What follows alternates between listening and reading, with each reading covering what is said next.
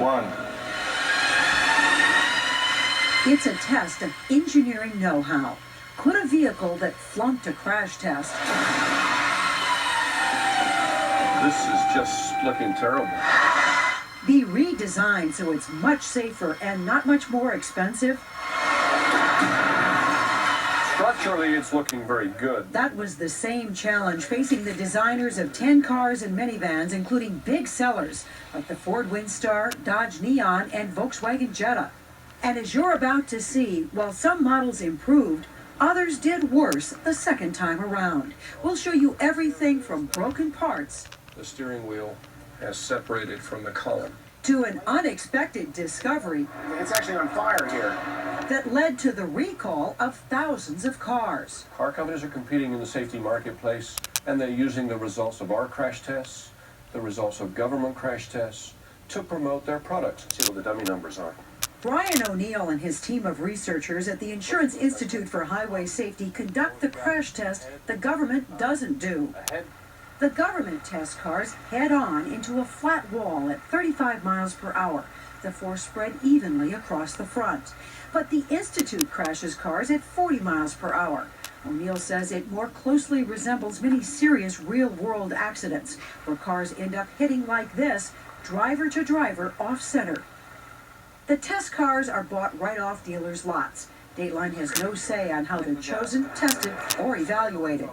Good performance can be accomplished without significant expense on the part of the manufacturer. It just has to be a design priority. Funded by large insurance companies, the Institute's priority is to cut insurance claims through the building of safer vehicles.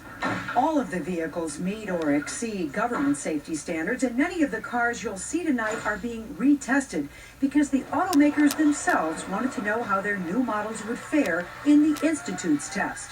They've made some engineering changes and improvements that they think will make the vehicle do better. You're about to see if those changes worked. Let's take a look first at the minivans. The biggest difference between the old and new models is this fourth door. The Insurance Institute wanted to find out if by adding it, it in any way compromised the safety of the passengers inside. The first minivan we'll show you is the Honda Odyssey. When the old Honda Odyssey was tested, dummy readings showed a broken leg. The Institute gave the Odyssey its second lowest rating, but marginal. This is the 1999 Odyssey with a brand new design. First impressions are that this looks very good because you see there's very little deformation or buckling here or down here. The new Odyssey performs much better than the old one. Legs look good. Both legs? Both legs. There's nothing wrong with this dummy. Take another look using the Institute's slow motion films. It's an all-new design, and it turns out to be a good performer. You see how little structural damage there is here. Is the Honda Odyssey a safer minivan than it used to be? There is absolutely no question that the new Honda Odyssey is much safer than its predecessor model. So the new Honda Odyssey gets the Institute's highest rating, good. Next, the Ford Windstar. The old Windstar was one of the best minivans ever tested by the Institute. Here's the 99 Windstar. We got a little buckling here. The wheel has gone inboard somewhat. Some buckling of the roof here. It's not major. No serious injuries, so the Ford Windstar keeps its good rating. But the next minivan in the test was about to take a turn for the worse. The old Nissan Quest got only a marginal rating. Dummy readings in that crash showed 2 broken legs. This is the new Quest.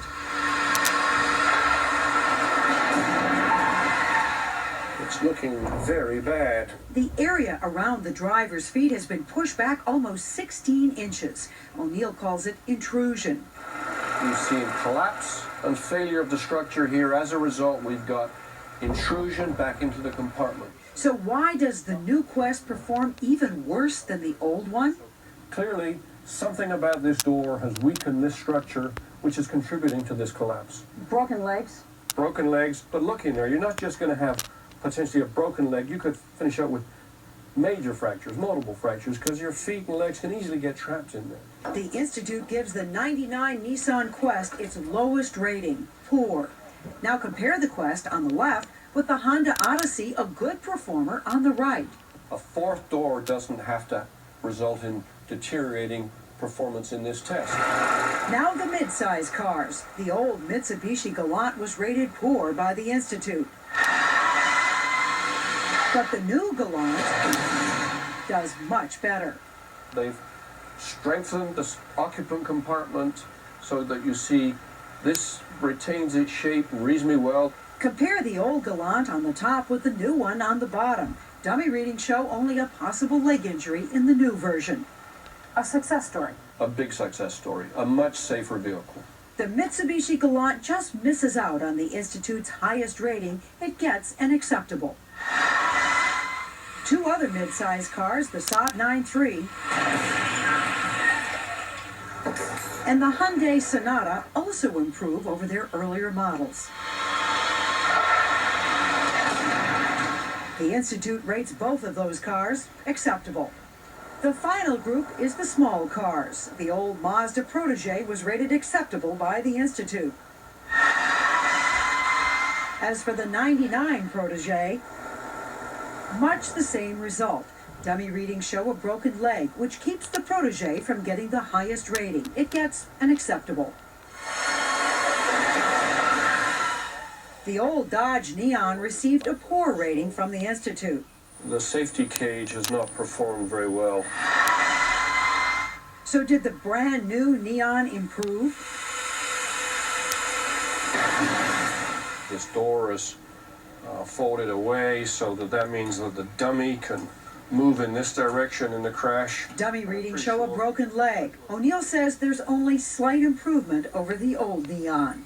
You see that the structure doesn't hold up well. We get collapse and failure of the compartment up here. And there's another problem. Although it didn't cause any injuries, the steering wheel has snapped right off during the crash. And what's the danger? Well, it's hard to say, but obviously if this wheel somehow gets out of the way and you're in a subsequent impact, then we have something here that's particularly hazardous. With only a slightly better performance than the old Neon, the Institute gives the new Dodge Neon its second lowest rating, marginal.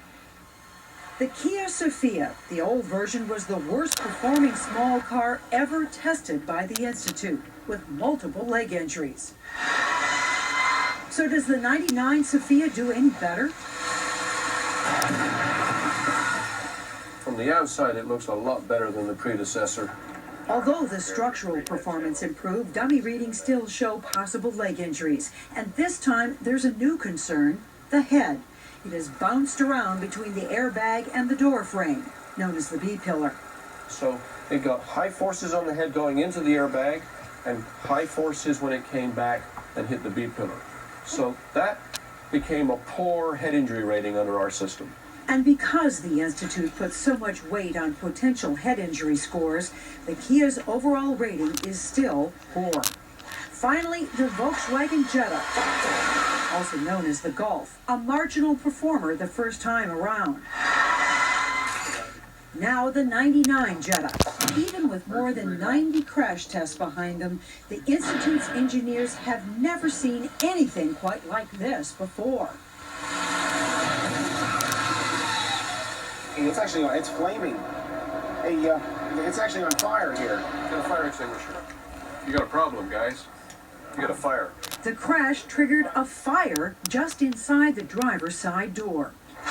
It didn't take long to find the cause of the flame. This belt system has what is called a crash tensioner.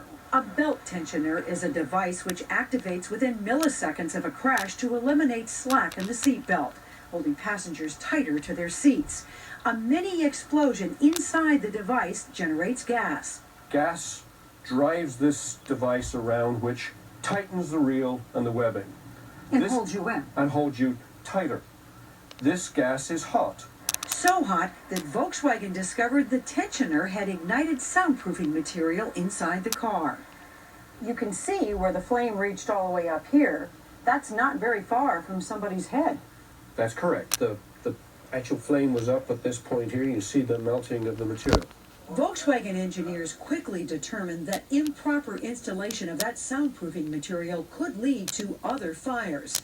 Although there have been no reported incidents of fires like this one, Volkswagen recalled almost 13,000 new Jettas and Golfs in the U.S. and Canada to remove that material. If you do not take your Volkswagen Jetta in, are you taking some risk with your family? Every time there's a safety recall, and if you ignore it, you're taking some risks. So besides the fire, how did the Jetta perform in the offset test? The structural performance of the 1999 Jetta is a big improvement over its predecessor. They have strengthened the occupant compartment and done a better job of confining the damage to the front end of the vehicle. Because Volkswagen was quick to fix the fire problem and there were no serious injuries to the dummy in this crash, the Institute rates the Jetta acceptable. So overall, how did all the cars and minivans rate in the end? The Honda Odyssey and Ford Windstar received the Institute's highest rating, good. The Mitsubishi Galant, Saab 9-3, Hyundai Sonata, Volkswagen Jetta, and Mazda Protege were rated acceptable. The Dodge Neon, marginal. And the Nissan Quest and Kia Sophia were rated poor. All the auto manufacturers we contacted told us their cars meet or exceed federal standards, that they are committed to improving passenger safety, and that it's difficult for one test to accurately reflect real-world conditions. Specifically, Saab, Daimler, Chrysler, Hyundai, and Mitsubishi also point out that areas of the body critical to life, the head, neck, and chest, were well protected in their vehicles. And Nissan says the Quest is one of the safest minivans in the U.S., with fewer than average serious and fatal injuries recorded from real-world accidents. Only one manufacturer, Saab, maker of the acceptable rated 9-3, would talk to us on camera. Our new products are designed around this test. Saab engineer Gerald Plant says his company designs cars specifically with the offset test in mind, adding reinforcements which allow the car to absorb energy in a crash instead of the passengers. The front structure has in fact compressed itself to about half the length that it was originally, and in doing so has absorbed a lot of the impact energy. O'Neill says the auto industry's dedication to improving offset crash performance is paying off with safer cars. He just wishes all companies had the same level of commitment. We still have too many vehicles that don't perform well. We're hoping to get to the point where they will all perform as well as the best vehicles. Then we can declare victory and move on.